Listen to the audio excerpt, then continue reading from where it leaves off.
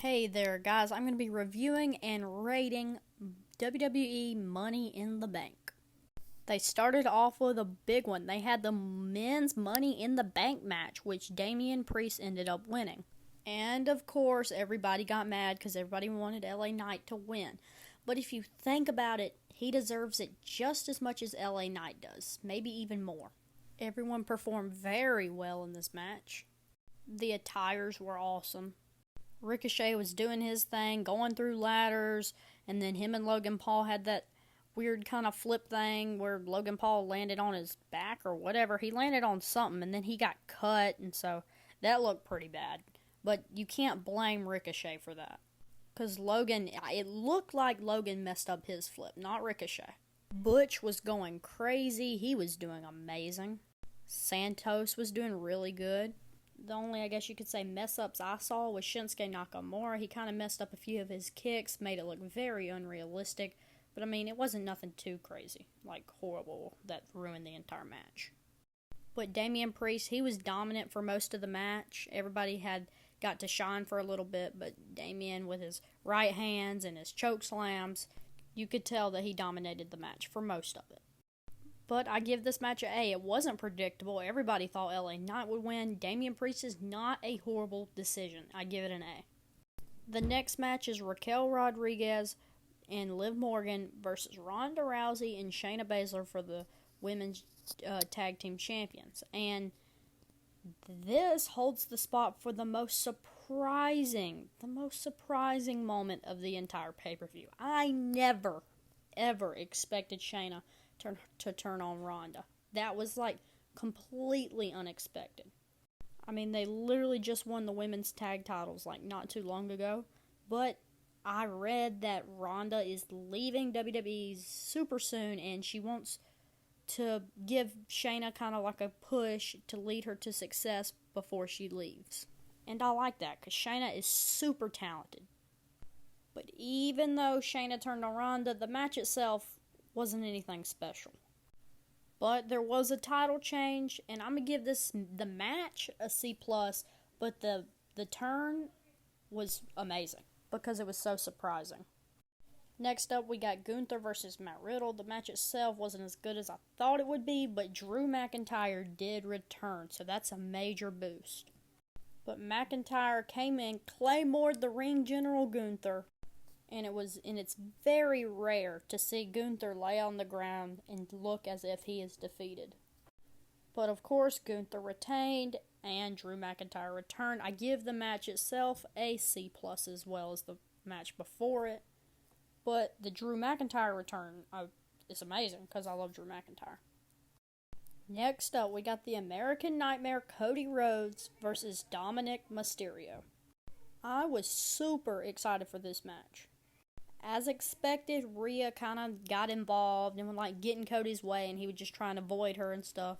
So I thought Brandy Rhodes would make an appearance like I thought she was going to, but she ended up not doing that. And in the match, Cody Rhodes ripped off his cast and revealed that his arm is fully healed. But overall, the match, it really wasn't that good. So this is another C+ match.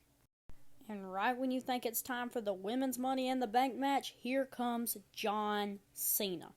John Cena makes his return, and he comes out and he's like, I'm trying to get WrestleMania in London. He's just saying thank you for the support and just stuff like that. And then here comes Grayson Waller. And he comes out and he says, well, why would you want to have WrestleMania in a town like this? Why wouldn't you want to come to a good place like Australia? And so John Cena was like, no, we're coming to London. And then Grayson Waller tried to attack John Cena, but he ended up getting caught into an attitude adjustment. And this created for a very good segment. Now it's time for the Women's Money in the Bank match. I was super excited for this match because I was ready to see what goes down with Damage Control. And as expected, something went down with Damage Control. But I'm going to talk about some of the different highlights. Zelina Vega doing a code red to Zoe Stark onto the ladder. Man, that looked painful. Bayley ended up knocking Io Sky off the ladder when the first time she went to go get the briefcase. So that made a lot of heat between the two.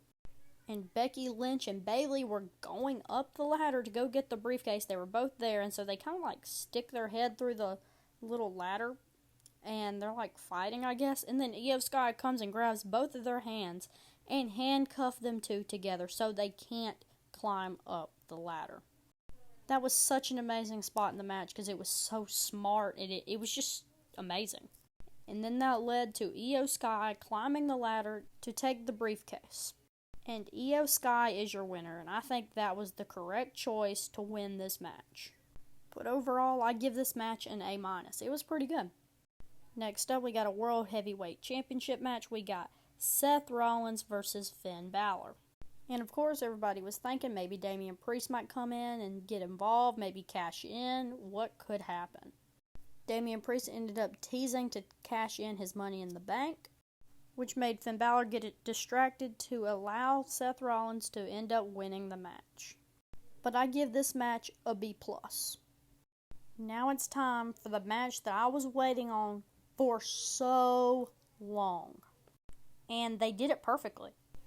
In the beginning, it seemed like Solo was going to turn on Roman. I mean, he went to go tag back in Roman, and Roman was kind of like yelling at him like, "What are you doing? What are you doing?" Because he wouldn't tag him in. He was kind of just standing there, and he made it look like he was going to turn on Roman. But he ended up not turning. The match started off kind of slow, kind of like, oh man, I'm fighting my family. I don't know if I want to do this. Like, this is horrible. But the momentum went up whenever Jay was tagged in. Jay came in, and he went crazy. Jay was kind of dominating there for a little bit. A moment that looked really great was the Usos' double spear. And after the double spear, the Usos went for the pinfall, and Solo saved the day.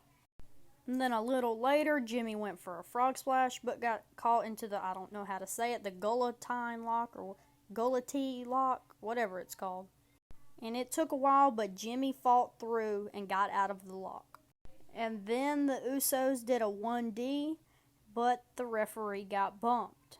And he pinned him, and it was way over 3, but there was no ref. And usually when that happens, the other person ends up winning. So it kind of looked like the Usos were going to lose, unfortunately. But then Roman Reigns and Solo, they kind of took a beating on the Usos, stacked them up and pinned them, and it looked like it was over. But the Usos kicked out at 2.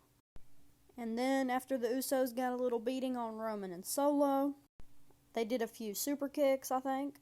And then Jay went up top. And then he did a splash onto Roman Reigns. 1, 2, 3. Jay is the first person to pin Roman Reigns since December 15th, 2019. Which makes for a super iconic moment. And so that was an amazing finish to this entire storyline.